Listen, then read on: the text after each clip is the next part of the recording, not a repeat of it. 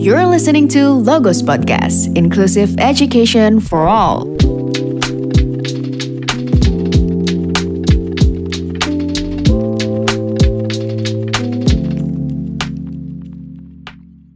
Hello listeners, welcome back to Logos Podcast. Beberapa waktu terakhir ini kita sering banget ya ngedengerin tentang anarkisme dan anarko, terutama ketika terjadi demonstrasi dan bentrokan dengan aparat. Tapi ternyata cukup sedikit orang-orang yang mengerti kedua kata tersebut, dan mereka ini banyak yang memiliki kesalahpahaman terhadap dua kata tersebut. Nah, anarkisme dianggap sebagai pengacau dan peneror yang tidak ada juntrungannya. Padahal orang-orang yang benar mengerti dan menganggap dirinya anarko itu tidak sedangkal cuma ingin membuat onar tanpa alasan.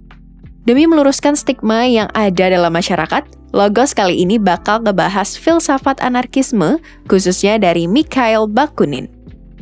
Nah, mungkin kita akan mulai dari yang disebut-sebut sebagai bapaknya anarkisme. Nama beliau adalah Mikhail Bakunin.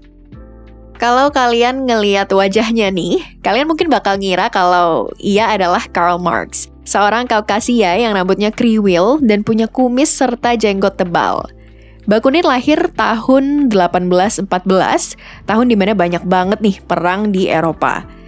Ia tumbuh besar di Rusia dan banyak terinspirasi dari dua filsuf, namanya Fichte dan Hegel.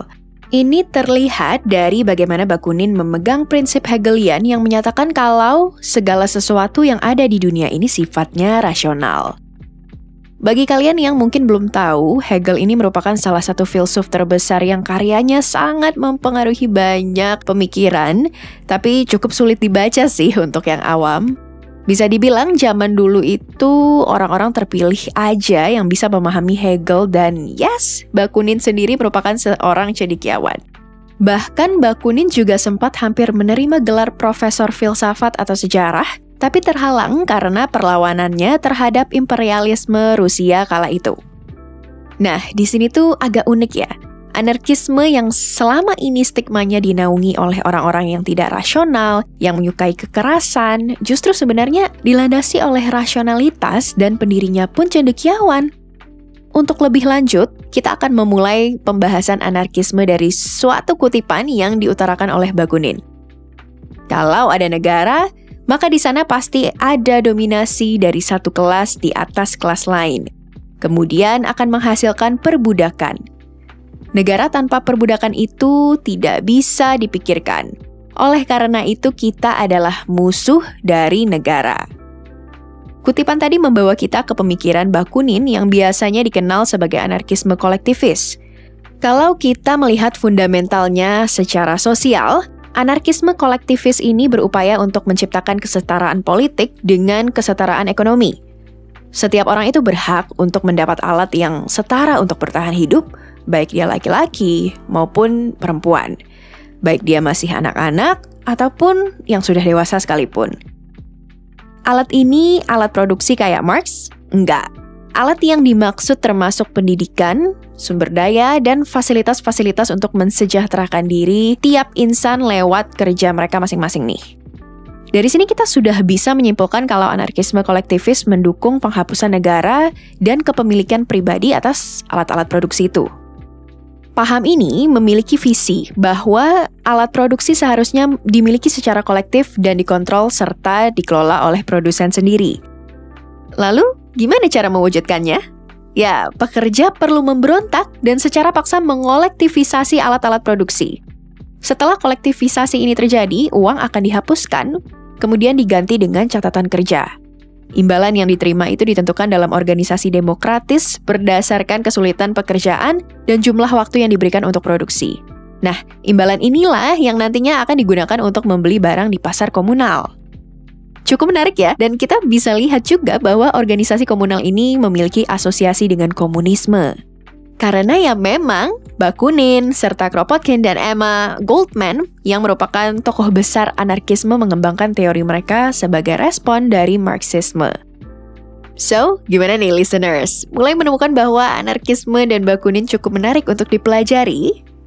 Tunggu dulu, ada satu lagi kritik Bakunin yang menarik, yakni kritiknya terhadap agama. Dalam bukunya yang berjudul God and the State, Bakunin menulis seperti ini. Kalau Tuhan benar-benar nyata, kita akan perlu memusnahkannya. Wah, kalau Bakunin hidup di Indonesia zaman sekarang nih ya, kayaknya langsung tewas deh. Tapi kita harus coba memahami maksud di baliknya dong. Gagasan tentang Tuhan bagi Bakunin itu menyiratkan pelepasan akal manusia dan keadilan. Tuhan baginya merupakan negasi paling utama dari kebebasan manusia. Gak ada yang negatif dan jahat kecuali doktrin teologis atas Tuhan dan dosa yang melabeli manusia sebagai penjahat. Label ini merupakan pembenaran dominasi dan hasrat akan kekuasaan. Gara-gara kritiknya yang satu ini, Bakunin disebut-sebut sebagai pendukung awal istilah teologi politik yang merupakan cabang dari filsafat politik dan teologi yang menyelidiki cara pikir teologis dalam mendasari wacana sosial politik, ekonomi, serta budaya.